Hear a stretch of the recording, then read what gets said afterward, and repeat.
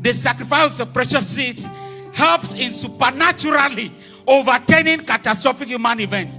Oh my gosh. Let me just preach this. 2 Samuel chapter 24.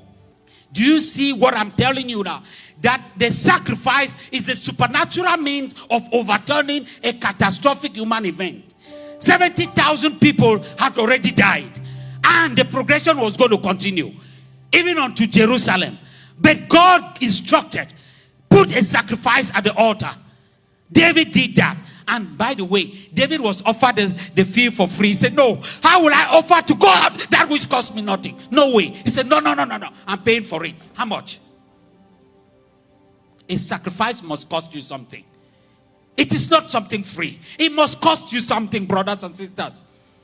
So what is the Christological significance of that? So David builds an altar, and sacrifices are offered upon it. Those sacrifices that David did were pointing forward to the ultimate sacrifice of Jesus Christ. You see that? It was the ultimate sacrifice that God himself was going to do by sending his one and his only son, whom he loved so dearly, to die for our sins. David was already mirroring what God was going to do.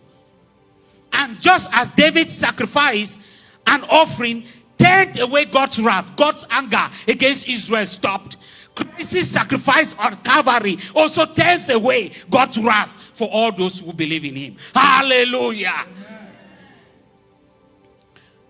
But because I'm showing the Christological implications of that altar, of that sacrifice that David did. It was to foreshadow what God would himself ultimately do one day. And that's why we are called his children. That's why we are members of God's family. God himself would give the ultimate sacrifice of his son.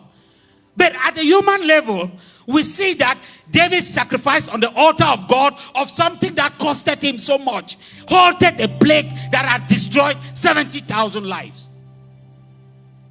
Don't tell me that sacrifice don't count. Don't tell me about don't tell me that sacrifice don't matter. And I'm thanking God that he has begun to prove the exhibits of what I preach in this church. I'm not giving this testimony. I'm going to wait for Dr. Choma herself to come give the testimony. She's not in the church today, I believe, because she's still taking care of her mom.